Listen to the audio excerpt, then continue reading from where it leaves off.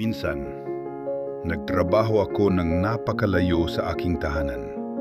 Sa mga lugar tulad ng Saudi Arabia at Qatar, tulad ng milyon-milyong migrant workers sa buong mundo, iniwan ko ang aking bansa hindi dahil gusto kong lumayo, kundi dahil gusto kong magbigay ng mas magandang kinabukasan para sa aking pamilya. Hindi madali ang buhay sa ibang bansa, mahahabang oras ng trabaho, pagod na katawan, at maraming gabi na ang kasama mo lang ay ang lungkot at pamumulila sa pamilya. Mga gabing iniisip mo ang iyong mga anak, ang iyong asawa, ang iyong mga magulang. Ngayon, narito ako sa Europa. Ipinagpapatuloy ang parehong laban para sa kinabukasan.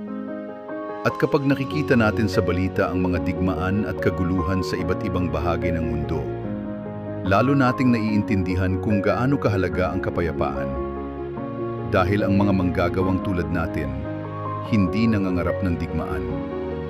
Ang pangarap natin ay simpleng buhay, makapagtrabaho ng maranal, makapagpadala ng tulong sa pamilya, at makita ang mga mahal natin sa buhay na muli silang ngumiti. Araw-araw, milyon-milyong migrant workers ang gumigising na may iisang misyon: magtrabaho ng mabuti, magtiis, at maging matatag. Dahil alam natin na ang bawat pagod, bawat sakripisyo ay para sa mga taong mahal natin. Sa pagtatapos ng bawat araw, iisa lang ang dala nating pangarap: isang mapayapang mundo at isang mas magandang bukas para sa ating mga pamilya.